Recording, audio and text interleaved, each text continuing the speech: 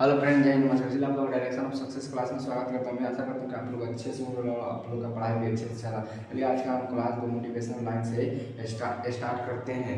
बिना प्रयास के कभी सफलता नहीं मिलती। बिना प्रयास के कभी सफलता नहीं मिलती। जो सच्चा प्रयास करता है वो कभी असफल नहीं होता है। आज का हम लोग का टॉपिक क्या है? आज का हम लोग टॉपिक में श्वसन पढ़ेंगे, रेस्पिरेशन पढ़ेंगे।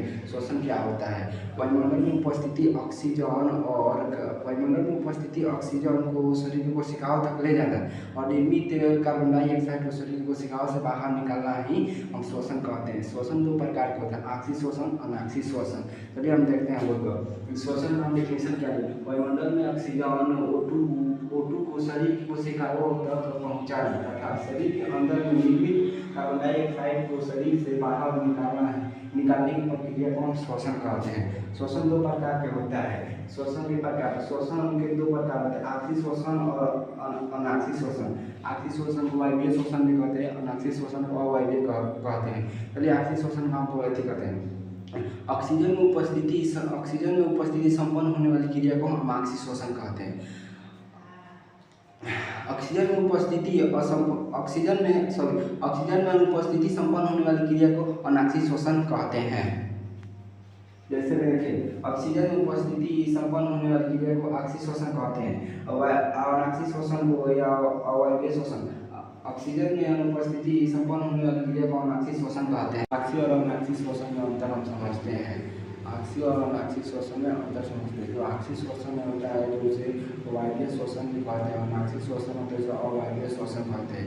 यह ऑक्सीजन की उपस्थिति में संपन्न होने वाली क्रिया को आक्सीय श्वसन कहते हैं। ऑक्सीजन की उपस्थिति में संपन्न होने वाली क्रिया को अनाक्सीय श्वसन कहते हैं।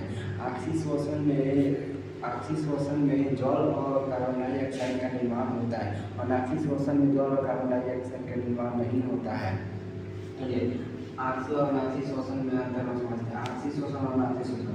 ऑक्सीजन में उपस्थिति संपन्न होने वाली क्रिया को आक्सीय श्वसन कहते हैं। ऑक्सीजन में उपस्थिति संपन्न होने वाली क्रिया को अनाक्सीय श्वसन कहते हैं।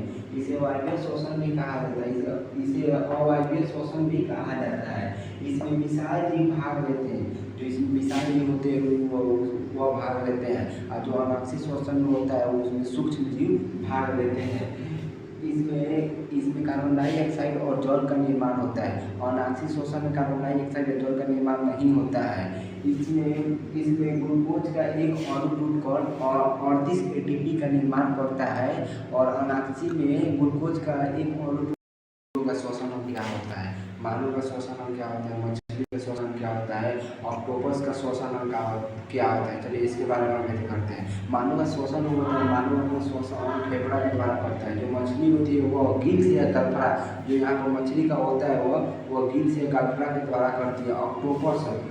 ऑक्टोपस वो अपना ऑक्टोपस या गिल्स के भी द्वारा करता है। मच्छर मक्खी कीट कॉकरोच जो ट्रेकिया के द्वारा चलता है। जो उसका जो सूंड निकला होता है वही होता है ट्रेकिया होता है। शेर सांप पक्षी जो फेफड़ा के द्वारा ही करता है श्वसन। मेढक में त्वचा और फेफड़ा दोनों के द्वारा श्वसन होता है। केंचुआ में त्वचा के द्वारा श्वसन होता है और चूहा में फेफड़ा के द्वारा श्वसन होता है। चलिए आज को हम क्लास में यही खत्म करते हैं और वीडियो जब पसंद है तो लाइक और सब्सक्राइब जरूर करें। थैंक यू, धन्यवाद।